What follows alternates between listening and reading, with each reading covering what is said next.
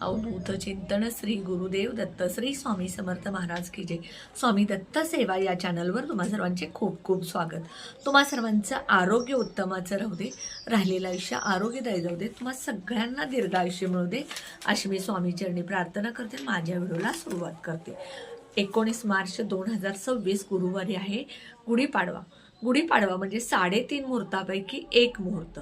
आणि ह्या दिवशी आपल्याला कोणत्याही गोष्टी खरेदी करण्यासाठी कोणताही मुहूर्त बघावा लागत नाही।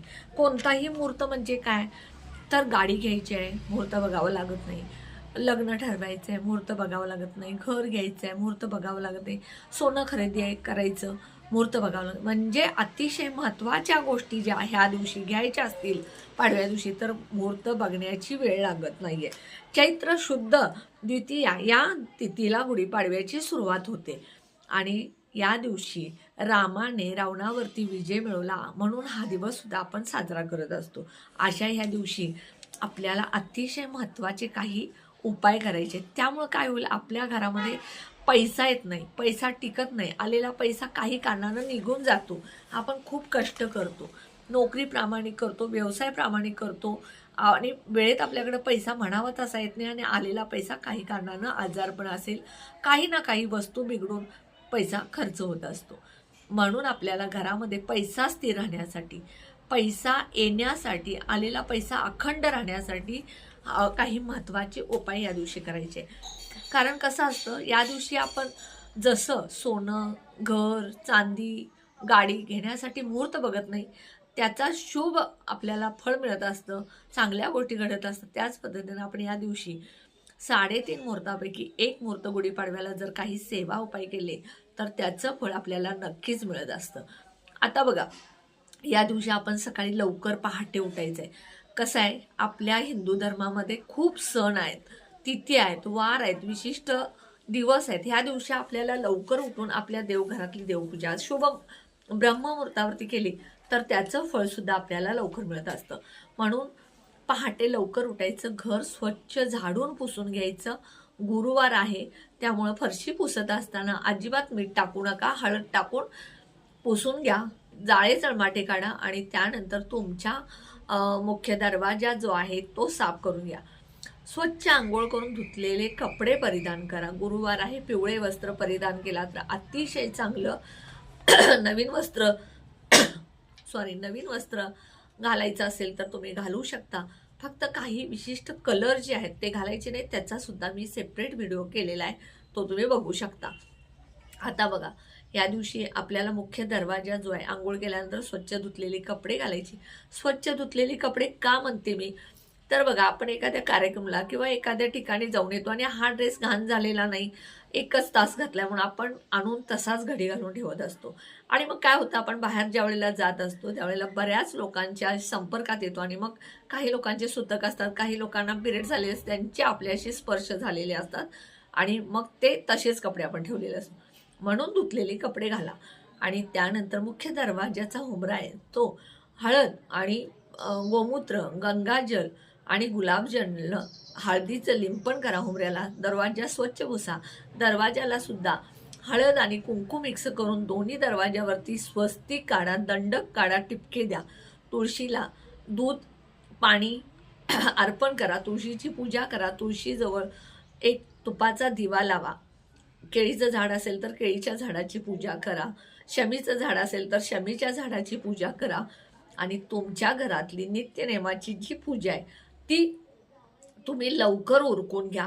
नित्यनेमाची पूजा झाल्यानंतर गुढी जी उभा करायची आहे त्या गुढीचा मुहूर्त आहे सकाळी 6:26 ते 8 वाजेपर्यंत आणि तो अतिशय शुभ मुहूर्त आहे आणि अभिजित मुहूर्त म्हणून असतो तो 12:04 ते 12:53 पर्यंत असतो। मग आता मुहूर्त बघायचं आहे का, कारण 3.5 मुहूर्तापैकी एक मुहूर्त आहे, त्यामुळे गुढीला मुहूर्त न बघता सुद्धा तुम्ही गुढी उभा करू शकता तुमच्या वेळेनुसार। फक्त गुढी उभा करत असताना लवकर उभी जेवढी कराल तेवढं चांगलं असतं।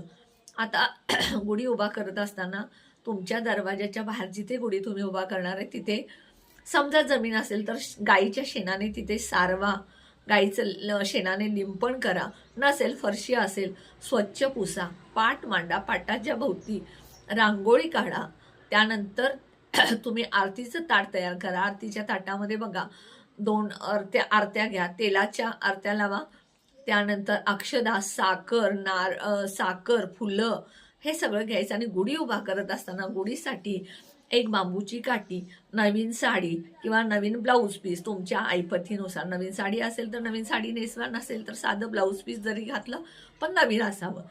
त्यानंतर साखरेची गाठ म्हणजे जी माळ मिळते ती. त्यानंतर कडुलिंबाचा ढाळा, एक तांब्याचा तांब्या, हे सगळं त्या गुढीला बांधायचं. आणि गुढीची जी बांबूची काठी आहे त्या काठीला ठिकठिकाणी आंब्याचे ढाळे बांधा. आणि मुख्य दरवाजाला सुद्धा आंब्याचे ढाळे त्या दिवशी तोरण करून बांधा, किंवा ढाळे दोन्हीकडे 2 अडकवले तरी चालेल. आता ही गुढीला हे सगळं बांधल्यानंतर गुढी त्या पाटावरती ठेवायची. त्यानंतर गुढी उभी करायची, गुढीची विधिवत पूजा करायचं. गुढीच्या काठीला पाणी लावायचं, हळदी कुंकू लावायचं आणि त्यानंतर साखरेचा नैवेद्य दाखवायचं. पानाचा विडा, 2 पानाच्या विड्याचे नागवेलीची पानं असतात ती 2 अशी 5 ठिकाणी ठेवायचं. ह्यावरती हरभऱ्याचे डाळीचे भिजाणे तयार करायचे, किंवा अखंड हरभरे असेल तर ते भिजवून रात्री ठेवायचे आणि ते सकाळी पानावरती ठेवायचे आणि गुढी उभी करायची. हे झालं गुढीचं. आणि त्यानंतर अतिशय महत्त्वाचा उपाय कोणता, तर आपण या दिवशी लक्ष्मी प्राप्तीसाठी, आपल्या घरामध्ये पैसा टिकावा, पैसा यावा, यासाठी अतिशय प्रभावी उपाय करायचा आहे.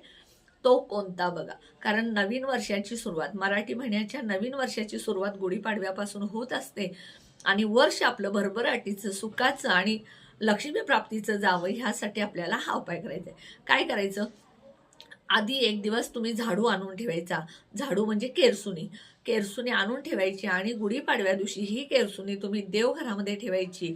त्याची पाट घ्यायचा, पाटावरती केरसुनी ठेवायची. त्या केरसुनीची विधिवत पूजा करायची, हळदी कुंकू आणि तांदूळ वगैरे घालायची आणि त्या केरसुनीची पूजा करायची. त्यामुळे काय होईल, लक्ष्मी, कारण केरसुनी म्हणजे आपण लक्ष्मी समान मानतो. ह्या केरसुनीची जर तुम्ही पूजा केला तर तुमच्या घरामध्ये पैसा येईल. त्यानंतर बघा, त्या केरसुनीला पूजा करत असताना एक कलाव्याचा धागा बांधायचा आहे आणि मग पूजा करायची आहे.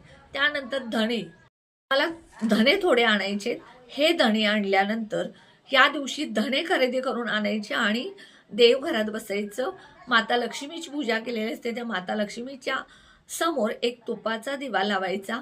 उजव्या हातामध्ये थोडे धणे घ्यायचे आणि 1 वेळ, 3 वेळ, 5, 7, 11 वेळ तुम्हाला शक्य होईल तेवढ्या वेळा महालक्ष्मी अष्टकं म्हणायचं. त्यातले थोडे धणे तुम्ही माता लक्ष्मीच्या समोर एका वाटीमध्ये ठेवायचे. त्यातले थोडे धणे तुम्ही लाल कापड किंवा पिवळ्या कापडमध्ये पुरचुंडी बांधून तिजोरीमध्ये ठेवायचे आणि त्यातले थोडे धणे तुम्ही तुमच्या पर्समध्ये, मिस्टरांच्या, मुलांच्या वॉलेटमध्ये ठेवायचं.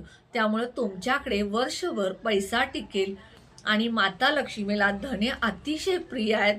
धणे म्हणजे धन, समृद्धी हे आहे. हे उपायानं तुमच्या घरातली दरिद्रता दूर होईल, पैशाच्या अडचणी दूर होतील.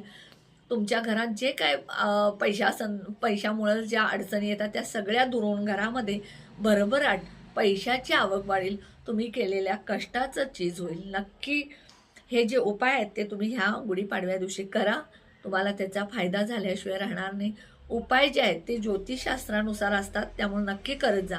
व्हिडिओला जास्तीत जास्त शेअर करा, लाईक करा, ऑल बटनला क्लिक करा. त्यामुळे माझे छोटे छोटे उपाय सेवा तोडगे करतील. आणि जे कोणी माझा व्हिडिओ नवीन बघत असेल त्यांनी माझ्या व्हिडिओला सबस्क्राईब करायला विसरू नका. गुढीपाडव्याच्या तुम्हा सगळ्यांना खूप खूप शुभेच्छा. गुढीपाडव्यापासून नवीन वर्ष तुमच्यासाठी सुख, समृद्धी, भरभराटी आणि आरोग्यदायी गेलेला आहे असं मी मॅनिफेस्टिंग करेन. तुमच्याकडे खूप पैसा आलेला आहे, तुमचं खूप आरोग्य चांगलं आहे असं मॅनिफेस्टिंग करते. श्री स्वामी समर्थ.